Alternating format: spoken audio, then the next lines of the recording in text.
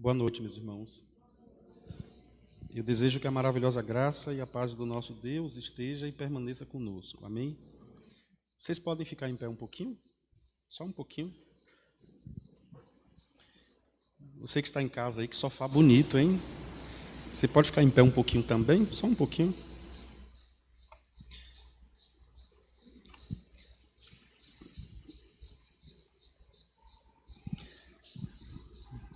Pastor Aécio, obrigado. Já que estamos em pé, vamos orar em pé? De pé, por pé? Vamos? Você pode fechar os seus olhos? Diga comigo assim, bem baixinho, um espírito de oração. Espírito, enche a minha vida, enche-me com teu poder, pois de ti eu quero ser. Espírito, enche o meu ser. Diga bem bonito. Espírito,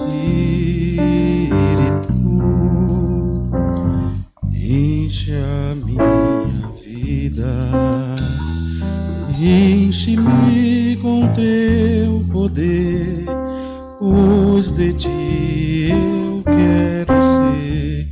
Espírito, enche o meu ser. Se você puder e quiser, levanta suas mãos bem bonito. As minhas mãos eu quero levantar e em louvor te adorar. Meu coração eu quero derramar diante do teu altar. Vamos dizer a última vez as minhas mãos. As minhas mãos eu quero levantar e em louvor te adorar. Meu coração eu quero derramar. Onde, meus irmãos? Diante do teu altar. Onde, meus irmãos? Diante do teu altar. Pai Celeste, nós te agradecemos, Pai. Recebe essa nossa intenção, esse nosso cântico como uma oração. Nós queremos de fato abrir o nosso coração, abrir a nossa mente. Queremos nos abrir para que o Senhor fale conosco, diante do altar, prostrados, rendendo graças, tributando honra, louvores e glória ao Senhor. Que as palavras da nossa boca e toda a meditação do nosso coração, as expressões da nossa mente, sejam todas elas para o louvor da tua glória, no nome de Jesus. Amém. Poder sentar, meus irmãos? Eu quero recomendar a vocês o canal da igreja. Sábado nós tivemos uma chamada EPA, Escola de Paz. Quem não teve a oportunidade de assistir, está registrado lá no canal da igreja. Eu recomendo principalmente se você é pai ou mãe, avô ou avó, cuidador, cuidadora, ou alguém que gosta de crescer. Está lá no canal da igreja, vale a pena assistir. Os limites, mas foi uma bênção, está lá registrado, é rapidinho, dá 1 hora, acho que 35 minutos, tá bom? E na terça-feira foi aniversário da nossa irmã Marcele. Você pode ficar em pé? Marcela, desculpa. Marcela é a esposa do jovem pastor Aécio, quer dizer, não é tão jovem assim não, do pastor Aécio, nosso pastor de jovens, e a nossa igreja, nós nos alegramos muito, viu, irmã Marcela, por ter a irmã aqui como esposa do pastor, como ajudadora, viu, minha filha? Seja muito bem-vinda e parabéns pelo seu aniversário. Eu quero falar nessa noite sobre metáforas gloriosas de Jesus. Nós temos passado uma semana, um mês muito corrido, todos os dias na jornada de oração, 6 da manhã, 18 horas e meia-noite. Começamos agora, vamos começar dia 3 a jornada bíblica. Hoje fizemos o protótipo, graças a Deus foi uma bênção. Se você quiser participar, começaremos dia 3 às 6 da manhã, até o final de novembro, 30 dias. São 260 por 30. Nós vamos ler todo o Novo Testamento pelo canal do YouTube. Vai ser uma bênção, não tenho dúvida disso. E isso tem me despertado, porque nesse período de pandemia eu tenho pregado mensagens que já preguei. E tem me despertado muito para crescer com aquilo que Deus já falou no meu coração. E pela manhã eu trouxe uma palavra sobre orgulho, sobre falta de humildade, e o tema que eu dei foi: não ostente a sua santidade, não ostente santidade, não é? E se você puder assistir também, está lá no canal da igreja. Agora à noite eu quero falar sobre metáforas gloriosas, especialmente no livro do Evangelho de Jesus, segundo o relato de João. No livro do Evangelho de João, na verdade o Evangelho de Jesus, segundo o relato de João, 7 vezes Jesus usa a expressão eu sou. São expressões que ele utiliza para demonstrar, para destacar algumas características, eu diria que intraespirituais, do caráter de Jesus. E como nós falamos pela manhã, foi uma metáfora, mas se você perceber, o Evangelho de Jesus não tem metáforas, não tem parábolas. E a parábola, o método parabólico, é um método que nasce com um desejo de tornar real algo que era implícito, tornar extremamente explícito de forma comparativa. Mas o Evangelho de Jesus, segundo o relato de João, no livro de João, nós não temos, vamos dizer assim, parábolas esquematizadas, mas nós temos metáforas. E é sobre essas metáforas que eu quero falar com os irmãos. Talvez os irmãos não tenham muito,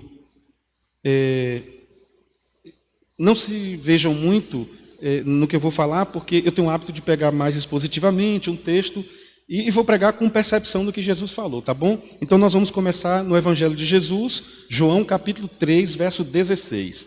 O Evangelho não é de João, não é de Mateus, não é de Marcos e não é de Lucas. O Evangelho é de Jesus, segundo o relato de Mateus.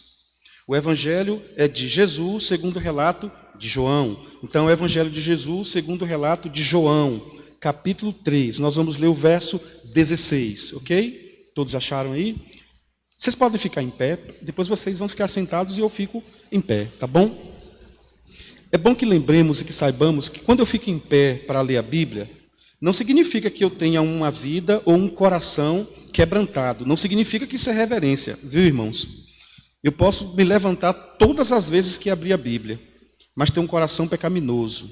Então nós ficamos em pé porque socialmente realmente é uma reverência. Neemias mostrou isso para a gente, mas não foi algo indutivo. Foi algo que nasceu no coração do povo. Então, antes de ficar em pé, diante da leitura da palavra, que sejamos obedientes à palavra. A melhor reverência à palavra é quando nós somos obedientes ao que a palavra diz, ok? João capítulo 3, verso 16. Primeiro, leremos apenas os homens. Os homens que estão em casa vão nos ajudar. E depois lerão as mulheres. Vamos juntos, os homens? Porque Deus amou o mundo de tal maneira que deu seu Filho unigênito, para que todo aquele... Se eu tivesse um ponto aqui, o pessoal de casa ia dizer assim, está feio demais os homens orando, né? Eu vou pedir um reforço dos homens que estavam aí um pouco sem vontade, sem força. Vamos falar bem bonito, porque precisamos declarar isso como fé. Vamos juntos, os homens? Porque Deus amou o mundo de tal maneira que deu seu Filho unigênito, para que todo aquele que nele crê não pereça, mas tenha a vida eterna. As mulheres agora.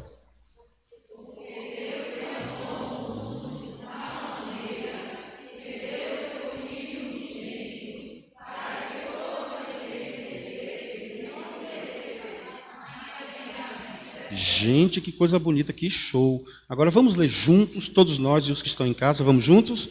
Porque Deus amou o mundo de tal maneira que deu seu Filho unigênito, para que todo aquele que nele crê não pereça, mas tenha a vida eterna. Poder sentar, meus irmãos?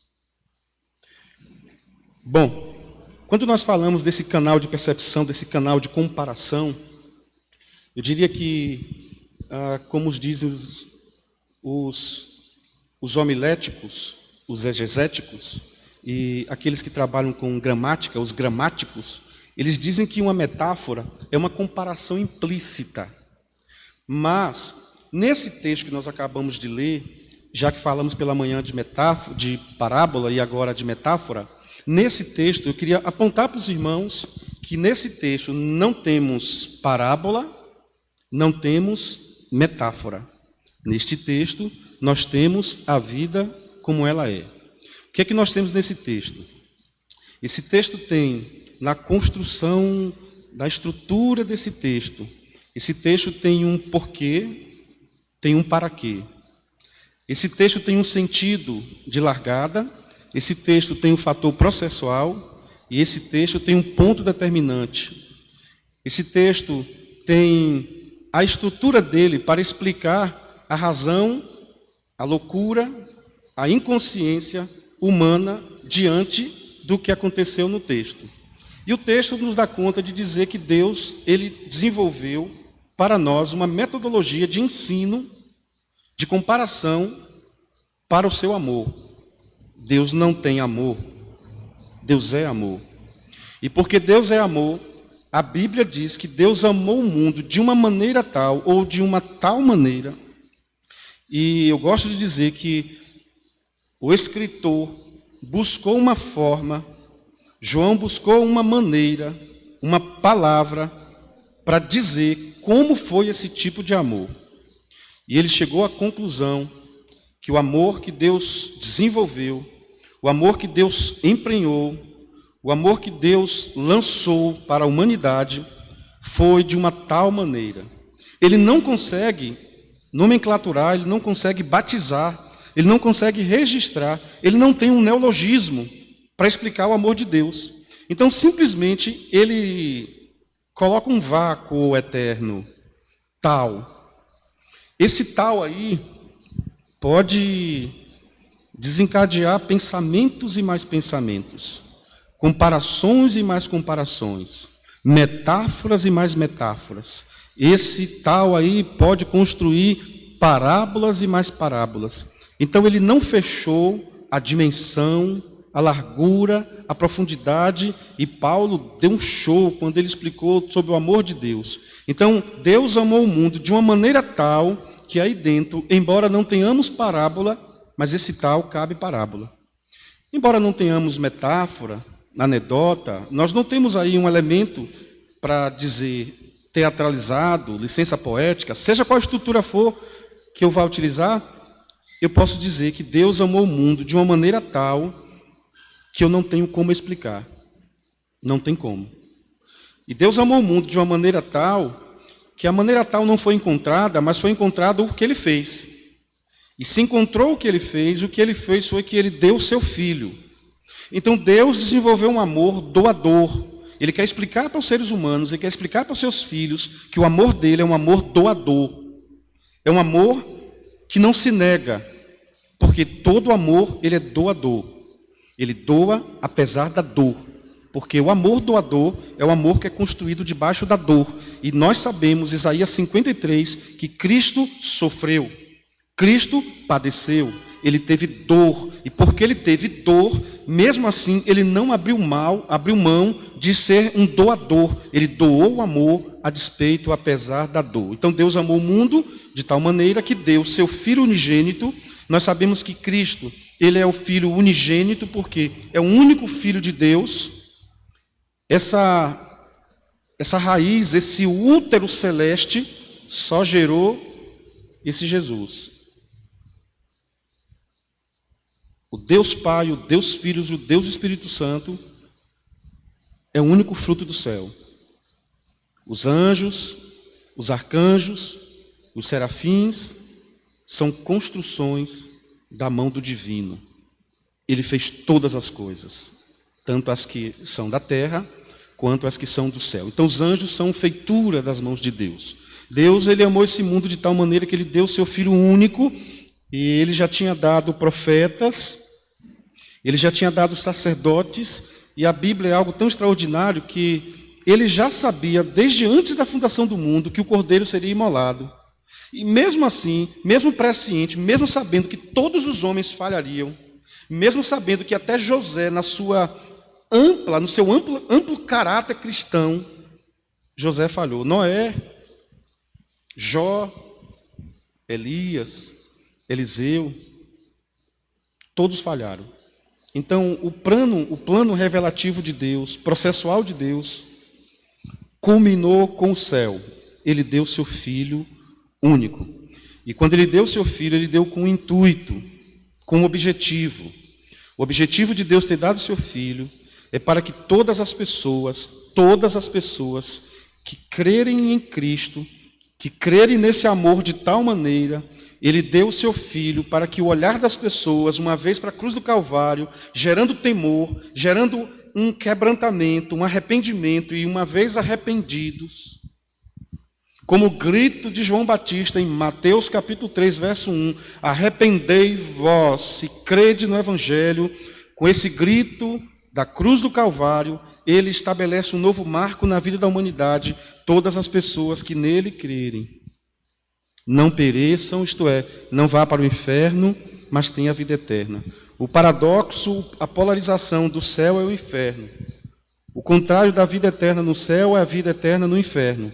Todas as pessoas herdarão a vida eterna, todas as pessoas. Algumas a vida eterna no céu, outras a vida eterna no inferno. Então, João capítulo 3,16 é o evangelho que João escreveu da parte de Deus, o livro de Deus, e ali ele não tem parábola e ele não tem metáfora. Mas não basta ter um pouquinho de inteligência para perceber que aí cabe metáfora e cabe também parábola, por que não dizer?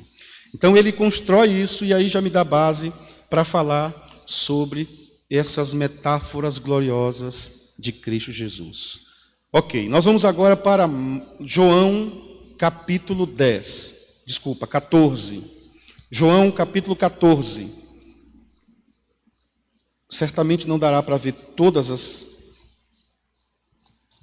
metáforas, mas pelo menos algumas. E são realmente impressionantes as metáforas que Jesus fala, ok? João 14. Nós vamos ler o verso 1 ao verso 6, para termos uma compreensão mais ampla, ok? Ampla. Vixe, minha língua está pegando. Nós sabemos que o tempo todo você vê Jesus treinando os discípulos, confrontando os discípulos, é o tempo todo. Mas em João capítulo 14, Jesus está confortando os discípulos. O confronto de Jesus é um confronto de amor. O conforto de Jesus é um conforto desafiador. Vou repetir. O confronto de Jesus é um confronto de amor. O conforto de Jesus é um conforto desafiador. Quando ele conforta, ele está desafiando. Quando ele confronta, ele está amando. Ok? Não se turbe o vosso coração. Credes em Deus. Credes também em mim. Na casa de meu Pai há muitas moradas. Se assim não fora, eu vou-lhe teria dito, pois vou preparar-vos lugar. E quando eu for e vos preparar lugar, voltarei e vos receberei para mim mesmo, para que onde eu estou, estejais vós também. E vós sabeis o caminho para onde eu vou. Disse-lhe Tomé, Senhor, não sabemos para onde vais. Como saber o caminho? Respondeu-lhe Jesus, eu sou o caminho. Eu sou a verdade, ou e a verdade. Eu sou a vida, ou e a vida. Ninguém vem ao Pai senão por mim. Vamos olhar a estrutura desse texto. Voltando no primeiro versículo, o que é que nós temos? Nós temos Jesus confortando os seus discípulos. Nós temos um Jesus que já faz a métrica da sua morte e ressurreição. E ele traça um plano de ensino, de discipulado e de consolo. o ensino para que eles aprendam, o discipulado para que eles reproduzam e o consolo para que eles fiquem firmes a despeito da ida de Jesus. Então Jesus ensina o tempo todo, eu vou porque se eu não for o Consolador não virá. Eu não posso ir agora para Jerusalém, importa que o Filho do Homem vá no momento certo. Então é o tempo todo Jesus com a pedagogia do ajuste. Ele vai ajustando os ponteiros dos discípulos, por quê? Porque uma vez Jesus saindo, o Espírito Santo entra em ação, iluminando a mente das pessoas, a nossa mente dos discípulos, nós somos esses discípulos, para que o Evangelho chegue até os confins da terra. No verso 2, ele diz, olha, na casa de meu pai há muitas moradas, se assim não fora, eu vou-lhe teria dito, pois vou preparar-lhes um lugar. Aí Jesus está dizendo o seguinte, o lugar que eu estou, veja que Jesus está falando como se ele estivesse em dois lugares ao mesmo tempo, é a doutrina da onipresença. Ele está mostrando para nós, olha, na casa de meu pai há muitas moradas, se assim não fora, eu vou-lhe teria dito, eu não minto, eu não engano ninguém, eu vou-lhe teria dito, vou preparar-vos um lugar, vou. Então, estou aqui, vou, ok? Vamos ver o verso 3.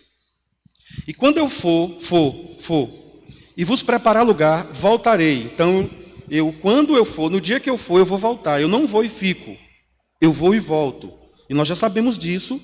Nós já sabemos que ele emergiu, ele subiu, e no Pentecostes há uma declaração de que agora vocês ficam com o Espírito Santo.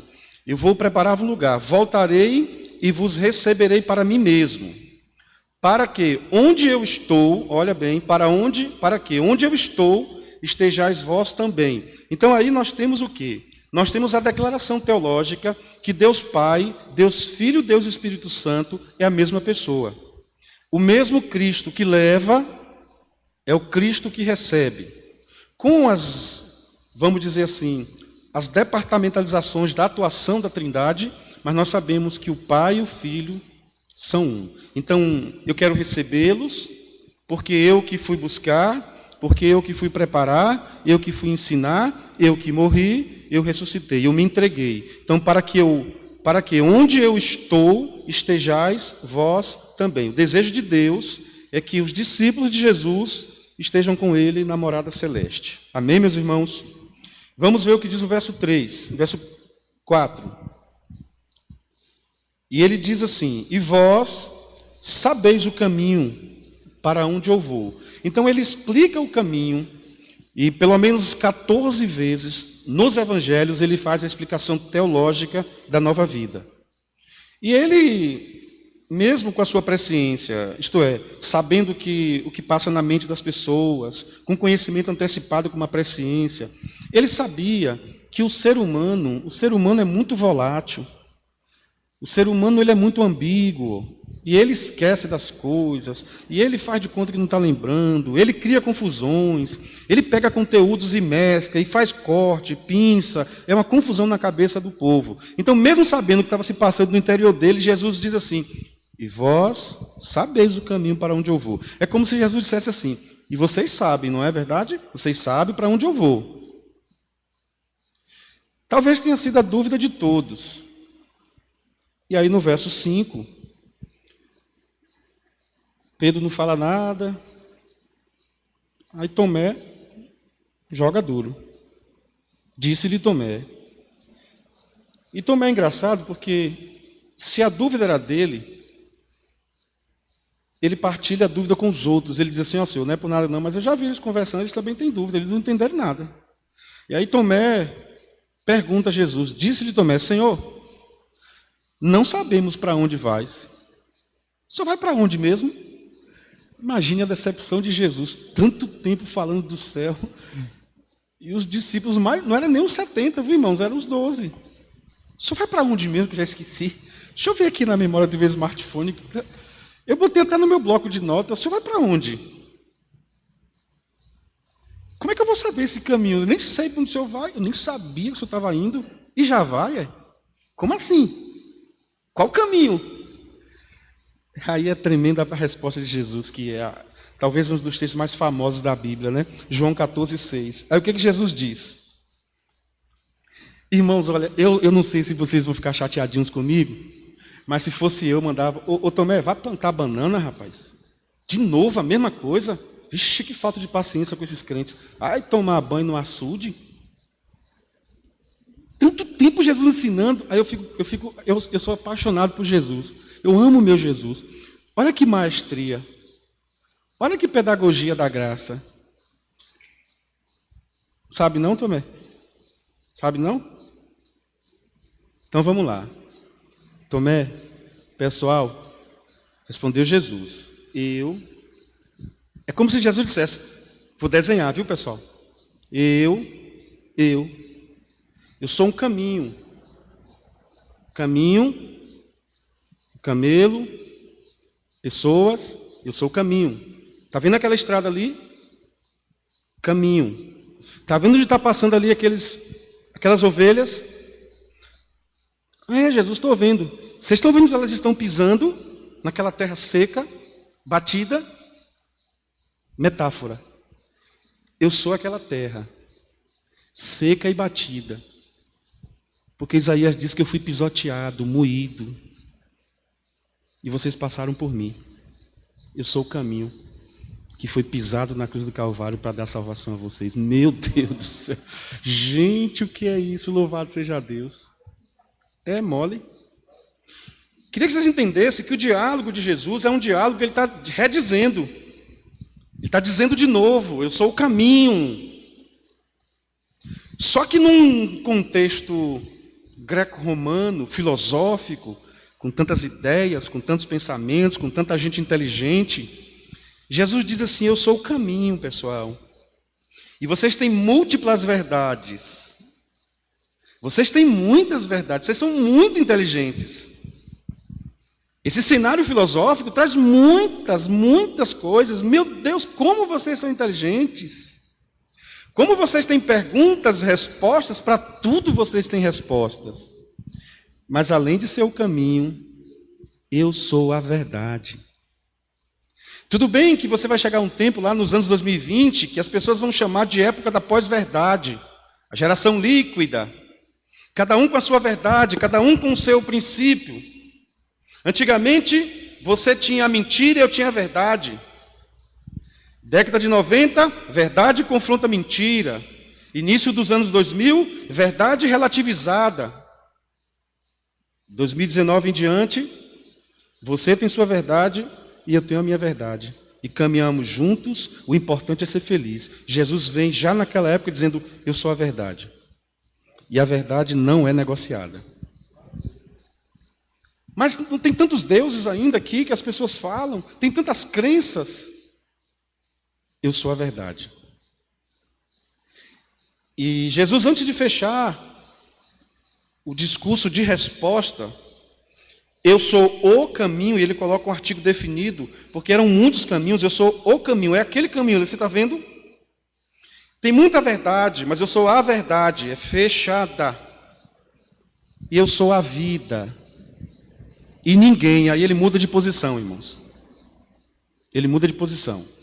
Ele estava falando que ele vai, a posição era de ida, de partida, era um movimento daqui para lá, e agora depois que ele explica que ele é o caminho, que ele é a verdade, que ele é a vida, a posição é de lá para cá.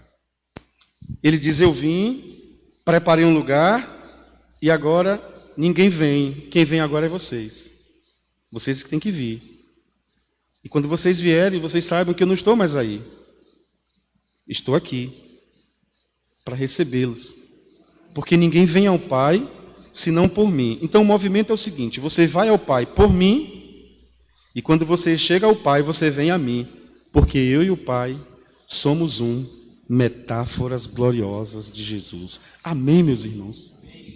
Queria te fazer algumas perguntas bem breves, rápidas e pontuais. Você tem verdades?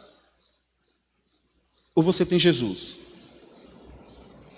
Você tem caminhos alternativos na sua fé? Ou você tem Jesus? Você só tem vida porque você tem o que tem, é o que é? Ou você tem Jesus? Porque dar graças a Deus, glorificar a Deus, servir a Deus, seguir a Jesus, enquanto tudo está muito bem é fácil. Mas ele diz, a vida sou eu. E mesmo que você não tenha qualidade de vida, você precisa entender que eu sou a vida. E se eu sou a vida, nada mais importa. Porque a vida é mais importante do que qualquer outra coisa, inclusive do que a morte. Amém, queridos irmãos? Bom, Nós vamos agora para uma outra metáfora gloriosa que enche o meu coração de alegria. Nós vamos agora para João capítulo 10.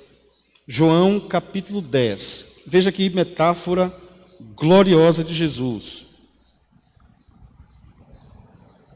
João capítulo 10, nós vamos para o versículo 7. João 10, 7. Olha o que ele diz. É uma metáfora realmente gloriosa. Jesus, pois, lhes afirmou de novo: em verdade vos digo, eu sou a porta das ovelhas. Agora, imagine Jesus olhando aquela estrada, lembra daquela estrada? Imagine Jesus olhando todas aquelas estradas para um lado e para o outro. Depois da pergunta de Tomé, ele definiu: olha, eu sou o caminho, eu sou a verdade, eu sou a vida. E aí chega no finalzinho, irmãos, no finalzinho de tudo, está lá uma portinhola e está um espaço reservado, um espaço de segurança, que o pastor, conduzindo as suas ovelhas, ele abre aquela porta e começa a tocar. E todas as ovelhas entram naquele espaço. Jesus está dizendo o seguinte: está vendo aquela porta? É como se Jesus estivesse dizendo o seguinte: olha, não se preocupe com o céu. Não se preocupe com o pasto. O pasto já está lá. Se preocupe com a porta, porque essa porta fechada ninguém entra. E Apocalipse 3, irmãos, do 5 ao 8, diz assim: eis que eu estou à porta e bato. Vamos lá em Apocalipse agora, só para a gente situar melhor. Apocalipse capítulo 3, versos 5 a 8. Metáforas realmente gloriosas. Ele disse para os discípulos: eu sou a porta. Muito bom, Gel, você é fera. Então, Apocalipse 3, do 5 a 8. Vamos ler ali? Diz assim: ao vencedor será assim, vestido de vestiduras brancas, e de modo nenhum apagarei o seu nome do livro da vida. Pelo contrário, confessarei o seu nome diante de meu Pai e diante dos anjos, dos seus anjos. Quem tem ouvidos, ouça o que o Espírito diz às igrejas. Ao anjo da igreja em Filadélfia escreve: estas coisas diz o santo, o verdadeiro, aquele que tem a chave de Davi, que abre e ninguém fecha, que fecha e ninguém abre. Olha que forte. Conheça as tuas obras. Eis que diante de ti coloco uma porta aberta, a qual ninguém pode fechar. Que tens pouca força, entretanto guarde a palavra e nunca negue o meu nome. Olha bem, se em João capítulo 10 ele diz assim: eu sou a porta, em Apocalipse ele está dizendo o seguinte: eu ponho essa porta. Então o Evangelho é uma porta que o próprio Senhor coloca para nós. O Evangelho é uma porta que o próprio Cristo se apresenta a nós. Hoje, se ouvires a minha voz, não endureçais o vosso coração. Então o Evangelho é uma porta que o Espírito Santo tem intenção em engraçar as pessoas. O Espírito Santo tem intenção em salvar as pessoas. O Espírito Santo tem intenção em resgatar as pessoas. Então ele diz: eis que estou à porta e bato. A diferença é que, quando ele fala das ovelhas, em João 10, ele está falando para todas as pessoas de Israel. Quando ele fala em Apocalipse, ele está falando apenas para a igreja em Laodiceia, mas que reverbera para a nossa vida também. Então, ele é a porta. Vamos lá em Apocalipse, ainda 3, 21. Aquele que é a porta, aquele que abre a porta, observe bem, aquele que é a porta é o mesmo que abre a porta. E aquele que é a porta e que abre a porta, ele é o mesmo que bate a porta. Ao vencedor... Desculpa, acho que é 20, perdão, Gel. É a idade. Sim, 20. Então aquele que é a porta é o que abre a porta e é o que bate a porta. Eis que estou à porta e bato. Se alguém ouvir a minha voz e abrir a porta, entrarei em sua casa, cearei com ele e ele comigo. Então aqui nós estamos entendendo que o Senhor que é a porta, o Senhor que abre portas, é o Senhor que bate a porta do coração humano, da vida humana, especialmente dos cristãos, para que eles saibam que a porta do coração do cristão não pode estar fechada e travada, senão para o pecado. Do mais, a porta do coração do cristão tem que estar sempre aberta. Deixa eu te explicar o que eu quero dizer com isso. Se você sabe que alguém está passando necessidade, seu coração tem que estar aberto.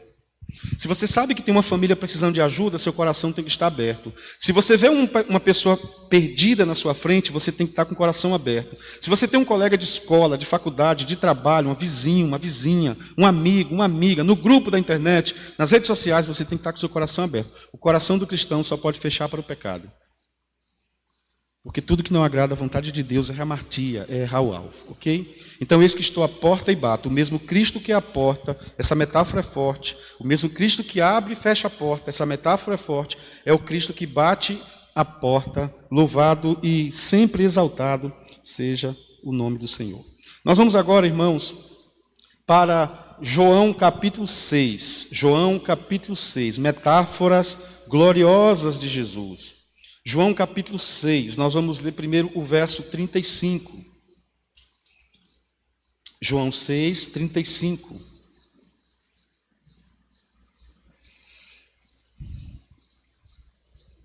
Olha o que diz esse texto. Declarou-lhes, pois, Jesus: eu sou o pão da vida. Eu sou o pão da vida. O que vem a mim jamais terá fome, e o que crê em mim jamais terá sede. Espera aí, irmão. Como assim? Ah, não é pão? É pão híbrido? É pão enxertado com água? Como assim? Come o pão e já aproveita e já mata a sede? Vamos continuar? Eu sou o pão da vida, quem vem a mim jamais terá fome. E digo mais, o que crê em mim... Ah, entendi. Então quando eu vou, eu tenho a minha fome vencida. E quando eu creio, eu tenho a minha sede saciada. Ah, agora entendi. Você consegue entender também? Declarou-lhe, pois, Jesus: eu sou o pão da vida. O que vem a mim, ou seja, você não quer, você vem a mim? Bom, se você está indo, então venha. Você veio, matei sua fome. Você tinha fome de sexo, você tinha fome de fama, você tinha fome de libido, você tinha fome de sucesso, você tinha fome de vaidade, de estética, do corpo, você tinha fome de religião, você tinha fome de um bocado de coisa. Você vem a mim, a partir de agora acabou sua fome. Você agora está saciado pelo pão da vida. Só que as pessoas que vão a Deus recebem o saciamento da fome, mas as pessoas que creem nele têm a sua sede saciada. Porque há muitas pessoas que vão a Jesus e matam a sua fome, mas elas continuam com um tipo de sede esquisita, porque elas creem em Jesus e mais alguma coisa. E porque elas creem em Jesus e mais alguma coisa, elas continuam com sede. É uma sede inveterada. E aí Jesus diz o seguinte: quem me encontra, acabou a busca. Quem me encontra, acabou a sede. O resto é suco gelado de vez em quando. Mas o que mata a sede é a água da vida eterna. Amém, meus irmãos? Vamos continuar aí com o pão, ainda no verso 48 em diante, que diz assim, ele redizendo, hein? 48, o capítulo 6. Eu sou o pão da vida. E pronto, aí para, não diz mais nada. Eu sou o pão da vida. E aí tem um silêncio. E ele quebra o silêncio dizendo: vossos pais comeram o maná no deserto e morreram. Olha aí, ele está começando a revelar. No Antigo Testamento, o povo de Deus comeu o maná. Deus mandava o maná, mas eles comeram e morreram. Quando eles entraram na terra prometida, o maná acabou. Porque o maná do céu deixou de ser aquele maná do céu. O maná do céu passou a ser Jesus. Então os seus pais comeram o pão no deserto, comeram esse maná que foi lançado no deserto e morreram. Este é o pão que desceu do céu, para que todo o que dele comer não pereça.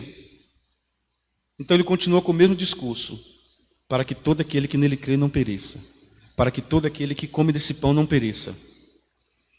E no verso 51 ele diz: eu sou o pão vivo. Então ele tinha dito no 50 que ele é o pão que desceu do céu, mas ele não é o pão que desceu do céu como o maná, porque o maná no Antigo Testamento também desceu do céu. Mas eu sou o pão vivo. Aquele pão que desceu do céu era um pão morto, você comia, estava morto, acabou. Fazia as necessidades no deserto, abria um buraco e fechava com o próprio terreno. mas eu sou o pão vivo que desceu do céu. Então Jesus começa a se revelar, é a revelação de Jesus. No verso 52, 51 ele diz: eu sou o pão vivo que desceu do céu, se alguém dele comer, viverá eternamente, e o pão que eu darei pela vida do mundo é a minha carne. Aí Paulo vai dizer isso na primeira carta aos Coríntios, capítulo 11. Isto é o meu corpo que é dado em favor de vós. É a mesma palavra de Jesus. Então, o corpo de Jesus foi dado como esse pão para matar a sede, para matar a fome da humanidade. Mas também para matar, uma vez por todas, a fome do inferno. O inferno tinha uma fome para tragar as pessoas. E aí, quando Jesus morreu na cruz do Calvário, pôde-se dar um brado: onde está, ó morte, a tua vitória? Primeira carta aos Coríntios, capítulo 15. E no verso 19 de Coríntios 15, ele diz assim: se esperarmos em Deus só nessa vida, seremos os mais miseráveis de todos os homens. E aí a revelação de Cristo vai tomando forma e entrando na forma. Verso 52 diz: disputavam, pois, os judeus entre si, dizendo: como pode este dar-nos a comer a sua própria carne? Imagine, irmãos, os canibais já estavam trincando as facas, os dentes amolados. Vem cá, eu vou comer o quê? Me diga aí como é que vai ser, como é que ele pode dar própria... Vou comer o dedão? Eu não sei se você consegue entender, mas é mais ou menos isso o cenário. Disputavam, olha aí, disputavam, pois, os judeus entre si, dizendo: como este pode dar a comer a sua própria carne? Como é que vai ser? Vai cozinhar primeiro? É com fermento ou sem fermento? É assado ou cozido? Vou comer a orelha com cartilagem? É a canela? Vou comer o quê? Sua própria carne? Olha o que diz o 53. Respondeu-lhe Jesus. Ei, Jesus que gosta de dar resposta, meu Pai amado. Eu gosto dele por isso. Respondeu-lhe Jesus: em verdade vos digo, se não comerdes a carne do Filho do Homem e não beberdes o seu sangue, não tendes a vida em vós mesmos. Quem comer da minha carne e beber o meu sangue tem a vida eterna, e eu ressuscitarei no último dia. Pois a minha carne é verdadeira comida e o meu sangue é verdadeira bebida. Quem comer a minha carne e beber o meu sangue permanece em mim e eu nele. Assim como o Pai que vive me enviou, e igualmente eu vivo pelo Pai, também quem de mim se alimenta, por mim viverá. Este é o pão que desceu do céu. Este é o pão que desceu do céu. Em nada semelhante àquele que vossos pais comeram. Não tem nada a ver. E contudo morreram. Quem comer este pão viverá eternamente. Estas coisas disse Jesus quando ensinava na sinagoga em Cafarnaum. Este pão sou eu. Meus irmãos, vamos dar um pulinho agora em João capítulo 4. João capítulo 4. Veja aí, João capítulo 4.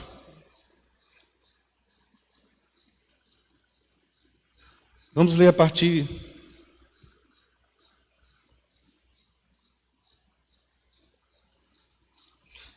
Vamos ler a partir do verso 1. Não vou me delongar muito. Aqui nós temos a maior estratégia evangelística da história. Aqui nós temos o melhor trabalho missionário que a humanidade já viu. Um homem impedido racialmente, com implicações de ser morto, de passar por esse povo. Um homem que não podia falar com a mulher, especialmente no horário de trabalho da mulher, era um crime. Era uma falta de respeito na cultura, na geografia e na religião. Esse homem quebra todos os paradigmas e se apresenta para falar com essa mulher. E a estratégia dele para falar com essa mulher surge um grande diálogo de salvação, de quebrantamento e de cura na Bíblia. E aí aparece uma das metáforas também mais lindas. Quando, pois, o Senhor veio a saber que os fariseus tinham ouvido dizer que ele, Jesus, fazia e batizava mais que os discípulos de João, se bem que Jesus mesmo não batizava e sim seus discípulos, deixou a Judéia, retirando-se outra vez para a Galileia. Perceba que o ministério de Jesus, ele circunvizinha o tempo todo a Galileia. É um ministério, eu diria, galilecentricamente. É um ministério muito centrado na Galileia, para a partir dali os confins da terra serem alcançados. Então olha o que ele continua dizendo. Era necessário passar pela província de Samaria. São inimigos de raça. O samaritano era visto como um subproduto, um judeu de segunda ou de terceira categoria. Tinha pelo menos mais 12 caminhos para Jesus passar, mas era necessário que ele passasse ali. Por quê? Por causa da salvação eterna. Por causa do plano de Jesus de graçar todas as pessoas. Por causa do plano de Jesus de mostrar para aquela mulher uma grande metáfora. Verso 5. Chegou, pois, a uma cidade samaritana chamada Sicar, perto das terras que Jacó dera a seu filho José. Estava ali a fonte de Jacó, uma fonte histórica. Ele estava cansado da viagem, o Jesus humano, assentara junto àquele poço, aquela fonte, por volta da hora sexta. Então era um horário de trabalho daquela mulher, ela estava trabalhando com seu cântaro, era um tipo de trabalho próprio de mulher. Nisto veio uma mulher samaritana tirar água, ela estava trabalhando. Disse-lhe Jesus, dá-me de beber. E ele disse assim, porque ele pediu água, porque seus discípulos tinham ido à cidade para comprar alimentos. Então disse a mulher samaritana, como o senhor, sendo judeu, pedes de beber água a mim, que sou mulher samaritana, porque os judeus não se davam com os samaritanos. Replicou-lhe Jesus, se conheceres o dom de Deus, e quem é que te pede dar de beber, tu pedirias, e ele te daria água viva. Respondeu-lhe ela, Senhor, tu não tens com que tirar água, o poço é fundo, onde pois tens essa água viva. És tu porventura maior do que Jacó, nosso pai, que nos deu o poço, do qual ele mesmo bebeu, seus filhos beberam, os gados beberam aqui? Afirmou-lhe Jesus, quem beber desta água tornará a ter sede. Aquele, porém, que beber da água que eu lhe der, esse nunca mais terá sede. Pelo contrário, a água que eu lhe der, lhe será uma fonte a jorrar para a vida eterna. Disse-lhe a mulher, Senhor, dá-me desta água, para que eu não tenha mais sede, nem precise mais buscá-la. Observe bem, quando Jesus se apresenta para aquela mulher, ela fica chocada, porque Jesus fala com ela na posição de homem e na posição de judeu. Ela fica extremada, ela diz, como assim? O senhor é homem? O senhor é judeu, o senhor sabe com quem o senhor está falando? Eu sou mulher. E como é que o senhor pede água para mim? Jesus diz assim, Jesus começa a explicar a noção da água na cabeça dele. E ela olha para Jesus e diz assim, como assim o senhor está falando isso? Ele diz, porque a água que eu te der, se você soubesse quem está te pedindo água, você pediria água, e a água que eu lhe der vai jorrar para a vida eterna. Ela disse, como assim? Eu não estou vendo nem balde na sua mão. É mais ou menos isso que está acontecendo. Eu não estou vendo balde na sua mão. Como é que o senhor vai tirar água desse poço? E ela dá um elemento de limitação para Jesus. Ela diz assim, esse poço é profundo. Esse poço é profundo, você não tem como tirar água. E ela começa a colocar agora empecilhos. Ela diz assim, o senhor está pensando que o senhor é quem? Jacó bebeu água nesse lugar. Quem é o senhor? Os filhos de Jacó, os patriarcas de Israel, beberam água aqui. Quem é o senhor? O gado de Jacó bebeu água aqui. Quem é o senhor? Ô irmão, comparar Jesus com Jacó, tudo bem. Comparar Jesus com os filhos de Jacó, legal. Mas comparar Jesus com gado? Estava doente essa mulher. Estava doente. E ela estava tão doente que Jesus, olhando para ela, diz assim, vai chamar seu marido. E ela estava tão doente que ela mostrou essa doença quando ela disse isso. Ela disse, quer dizer que a água que o senhor vai me dar, eu nunca mais vou ter sede? Nunca mais vou fazer xixi? Nunca mais vou trabalhar, pegar água? Nunca mais? Menino, quando ela olhou para o ombro dela, provavelmente ferido, calejado. Quando ela olhou para o esforço que ela tinha que fazer, pegar aquele cântaro, ela disse, eu não vou ter mais sede? Eu não vou precisar trabalhar, vim aqui pegar água? Olha o que diz no 16. Disse-lhe Jesus, minha filha, vá chamar teu marido, vem cá. Cansou Jesus. Que legal. Jesus cansa de alguns crentes. Que querem saber tudo, que querem ter tudo, mas que não tem relação com Cristo, Salvador e Redentor. E quando ela vai chamar o marido, ela pensa e diz assim, mas eu não tenho marido. Eu não tenho marido. Jesus disseste bem, teve 5. E esse que você está agora não é seu.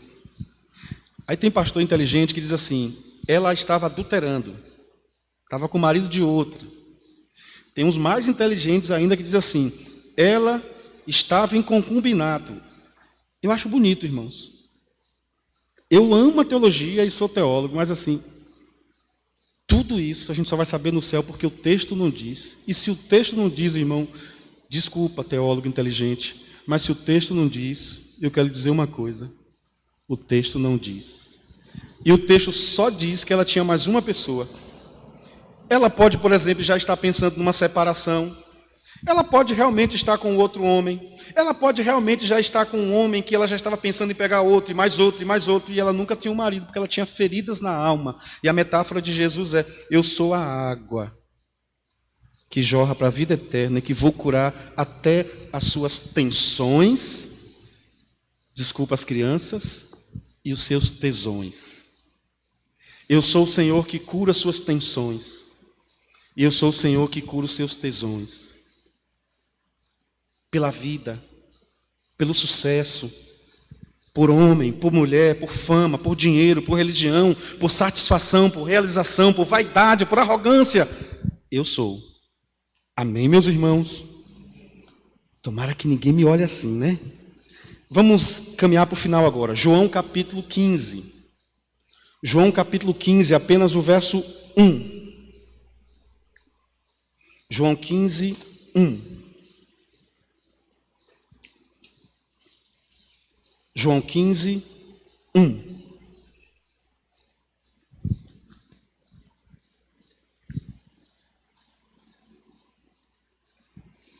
Diz assim: eu sou a videira verdadeira. Esse texto é lindo. Todo cristão deveria ler pelo menos, sei lá, umas 5 vezes no ano ou mais. É lindo esse texto, todo ele é lindo. Eu sou a videira verdadeira.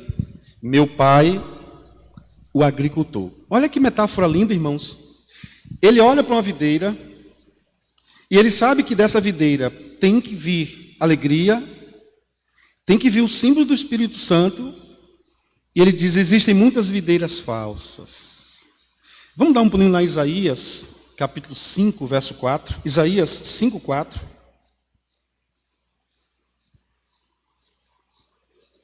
Eu sou a videira verdadeira.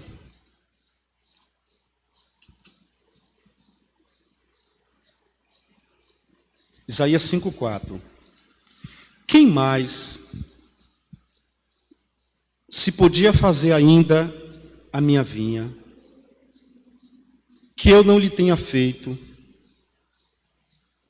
E como esperando eu que desse uvas boas, veio a produzir uvas bravas. Eita, texto forte. Quem mais se podia fazer ainda a minha vinha? Quem mais? Que eu lhe não tenha feito. Existe alguém, irmãos, nessa terra que não passou pelas mãos de Deus, que não foi Deus que fez? Será que existe? Será que o bebê de proveta não foi Deus que fez, não? Será que a inteligência de alguém que criou um bebê de proveta foi inteligência de onde? Um dia eu atendi uma irmã na igreja que eu era pastor, ela disse: pastor, fulano de tal me disse que se eu fizer uma inseminação artificial, que eu vou para o inferno. Eu disse: por quê? Porque ele disse que inseminação artificial, científica, é incredulidade. Eu disse: caramba! Samuel capítulo 1, 6 diz que Deus deu a vida, só Ele pode tirar. Tu acha que o homem teria condição de criar um método para trazer um estímulo para um útero gerar filho, ou para um homem voltar a ter condição de gerar filho? Não, minha filha. Quando eu vejo determinadas facetas da ciência, eu glorifico mais a Deus ainda, porque quem é a ciência sem a boa mão de Deus? Quando eu vejo um Dorflex, nunca esqueço da experiência que eu estive em Valença, fazendo uma palestra, enquanto estava numa sala de espera, veio uma médica, não esqueci o nome dela, ela disse: pastor, o senhor pode orar por essa menina? Eu estava o dia todo fazendo palestra ali, ela disse: o senhor pode orar por essa moça, por essa menina? Eu disse: ô doutora, o que é que ela tem? Tem dor de cabeça. Eu disse: dá um Dorflex. Olha o médico, dá um Dorflex. Ela disse: pastor, ela está desde ontem com essa dor de cabeça, e quase não consegue ouvir as palavras. E a médica me disse assim: essa dor de cabeça não é clínica, é uma dor de cabeça espiritual. Nunca esqueci aquele dia, irmãos. Que mulher de Deus. Eu com vergonha, botei meu diploma de teólogo aqui na mão e comecei a orar: Senhor nosso Deus, cura essa dor de cabeça, Pai. Orei rapidinho. E orei sem fé nenhuma, irmão. Eu estava com vergonha da médica. Que um pastor tinha que orar logo. Mandou dar Dorflex. Orei morrendo de vergonha. Quando eu ia entrar para outra palestra, a médica me chamou. Pastor, o senhor é uma bênção. Eu disse, o que foi? Ela disse, pastor, ela já está boa. Eu falei, comigo é assim. Comigo é assim. Ô, irmão. Deus fez todas as coisas. Vamos finalizar lá em Jeremias capítulo 2, verso 21. Jeremias capítulo 2, verso 21. Olha que coisa forte. Veja um Israel aí desobediente a Deus, que não entende a metáfora de amor de Deus, a realidade, a parábola, o conto, a história, a realidade, o fato, a história. Jeremias 2, 20 e 21. Ainda que há muito quebrava eu o teu jugo, ó Israel, e rompia as tuas ataduras, dizias tu, não quero servir-te, pois em todo outeiro alto e debaixo de toda árvore frondosa te deitavas e te prostituías. Misericórdia, meu Deus. Olha o comportamento de Israel. Faz vergonha, irmãos. Aqui é como se ele estivesse dizendo o seguinte: menino, tu acabou de pregar e tu está se masturbando. Tu acabou de cantar e você está com esse namoro indecente. Tu acabou de ler a Bíblia e você está fazendo isso. Você está mentindo para o seu pai, você está fazendo isso com o seu esposo, com a sua esposa. Você está fazendo isso, uma pessoa te pediu uma ajuda e você passou desse jeito. É como se ele estivesse dizendo isso, irmãos. Verso 2. Eu mesmo te plantei como vide excelente, da semente mais pura. Como, pois, te tornar-te para mim uma planta degenerada como a vide brava? Como assim? Eu vejo nesse texto, eu acho que eu peguei uma mensagem nesse texto, o lamento de Deus por Israel. Nunca esqueço. E o Sérgio Lopes tem uma canção, Chora Israel, Babilônia não é teu lugar. Quando eu olho para esse texto, eu vejo um Deus perplexo, como um povo que foi salvo pelo sangue do Cordeiro se afeiçoa a coisas tão nojentas. Como um povo que canta tão bonito, que fala coisas tão bonitas, que parece ser tão santo, é visto por Deus debaixo daquelas árvores. Podemos orar, meus irmãos? Essas metáforas gloriosas de Jesus, elas me mostram claramente como esse Deus que nós servimos, Ele pode tranquilamente dizer, eu sou o caminho, a verdade e a vida. Ninguém vem ao Pai senão por mim. Podemos orar? Você pode fechar seus olhos? Enquanto nos preparamos para voltar para casa, passei um tempo do meu horário. Quero aproveitar que temos a vida, que temos o dom da vida, que temos a palavra, que temos o evangelho, que temos a oportunidade. Quero te desafiar essa semana a você ser uma bênção para alguém. Nós somos agora o sal da terra e a luz do mundo. Poderíamos falar de muitas outras metáforas de amor, metáforas gloriosas. Eu sou a luz do mundo. Quem me segue anda na luz. Quem não me segue anda nas trevas. Quantas metáforas poderíamos dizer? Mas a última metáfora, ele diz, eu sou o Cordeiro de Deus. Cordeiro de Deus, que tira o pecado do mundo. Se você em casa ou aqui, você ouvindo essa palavra, metáforas gloriosas, se você quiser entregar a sua vida a Jesus, devolver nas mãos de Jesus, Ele morreu por sua vida, Ele espera por você. Você não vai aceitar Jesus. Quem somos nós para aceitar Jesus? você precisa dar um passo de fé. Você precisa reconhecer Jesus. Porque eu sou forasteiro, terra estranha. Ele fica perplexo com o seu distanciamento. Ele fica perplexo com a sua frieza. Ele fica perplexo com o seu coração gelado, duro e petrificado. Você pode ser até uma boa pessoa. Você pode fazer boas ações. Mas se você não entregar a sua vida a Jesus, você não vai passar por esse caminho. Você não vai ter a vida eterna. E você não vai encontrar essa porta. Você vai encontrar outras portas. Você vai estar na mentira e não na verdade. E o próprio Jesus, quando ele falou de porta, ele disse que existe uma porta larga e uma porta estreita. É a Bíblia quem diz. Há muitas pessoas passando por porta larga, mas a salvação é uma porta estreita. E eu preciso abandonar meu estilo de vida mundano. Eu preciso abandonar a soberba no meu coração, o domínio da minha vida, o domínio da minha agenda. Eu preciso tirar esse sentimento altruísta. Eu não vou precisar mais trabalhar, eu não vou precisar mais ter sede. Eu preciso devolver minha vida a Jesus. Porque eu fui nascido, eu fui gerado em Cristo. E se você me ouvindo agora, você entendeu que é preciso fazer uma bariátrica espiritual, cortar todas essas coisas, se tornar fininho do ponto de vista, fininha do ponto de vista de escolha. Porque na porta estreita não passa volumes, não passa o que eu sou, não passa o que eu tenho, não passa o que eu quero. A porta é estreita. O caminho está parecendo muito largo. Mas vai chegar um momento que o inferno vai se agigantar, apertando você. Mas eu não recebo Jesus com medo do inferno. Eu recebo Jesus como Senhor, como Salvador. Eu recebo Jesus porque Ele me salvou.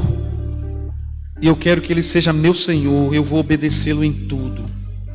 Se você em casa nos ouvindo, seja um esposo, uma esposa, um filho, uma filha, um amigo querido da família, se você quer receber Jesus como Senhor e Salvador da sua vida, se você aqui nesse espaço físico quer entregar Jesus como Senhor e Salvador da sua vida, eu vou fazer uma breve oração.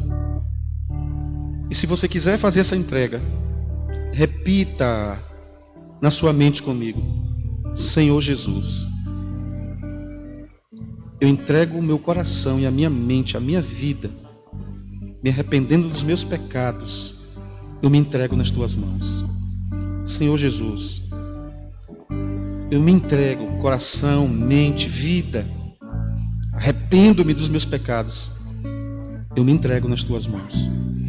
Queria que aqui a igreja ficasse com a cabeça baixa. Eu vou abrir os meus olhos. Queria que em casa aí, se você fez essa oração entregando a sua vida a Jesus, comunica a pessoa que você está, digita no chat aí para a gente entrar em contato com você. Eu vou abrir os meus olhos. Alguém aqui que gostaria de entregar a sua vida a Jesus e reconciliar com o Senhor? Alguém nesse espaço? Se você quiser, faz um gesto com a sua mão, eu quero orar por você. Tem alguém aqui? Pastor, sou eu a pessoa. Eu quero entregar a minha vida a Jesus. Alguém? Ok, Lória. Tem mais alguém, meus irmãos? Alguém em casa? Alguém reconciliação com o Senhor? Josi, você pode dar um pulinho aqui, Josi? Com a sua filha, com Lori?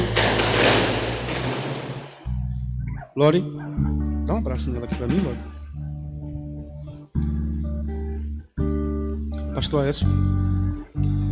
O nome dela. Isso. Encosta aqui. Ô, Lori, dá um abraço nela aqui. Você tá. Ô, Marcela, uma mulher, dá um abraço aqui para mim. Abraço não, gente. Nós estamos na pandemia. Meu pai, meu Jesus, desculpa, dá um toque aí. Oh, meu Deus, eu esqueço. Ô, mãe, você pode dar um abraço, né? Dá um abraço bem forte nela. É o abraço de Deus. Isso. Pronto. Vamos ficar em pé, meus irmãos? Ô, irmão, deixa eu te falar uma coisa. Nós somos muito educadinhos liturgicamente, isso é muito bom. Mas a Bíblia diz que no céu há uma festa quando uma pessoa entrega a vida a Jesus, quando um pecador se arrepende, né? Você pode levantar suas mãos para o céu, dar um glória a Deus bem bonito ao Senhor, fala glória a Deus, glória a Deus, louvado seja Deus. Vamos orar? Senhor, nós te agradecemos pela vida de Lori, Pai. O Senhor tem um plano na vida dessa menina, Senhor. Meu Deus, a promessa do Senhor em Atos 16:31, creia no Senhor Jesus e será salvo tu e tua casa. Se alguém no chat também fez essa decisão, mesmo sem vê-lo, nós apresentamos essa vida e certamente entraremos em contato. Deus, eu creio que assim como o Senhor salvou a vida de Josi e hoje a de Lore, toda essa família graçará o reino dos céus. O Senhor vos abençoe e vos guarde. O Senhor faça resplandecer o seu rosto sobre vós e tenha misericórdia de vós. O Senhor sobre nós levante o seu rosto e vos dê sempre, mas sempre mesmo, a paz, em nome de Jesus. Meus irmãos, Deus abençoe. Tenha uma semana em paz. E, por favor, não fiquem pelos corredores, tá bom?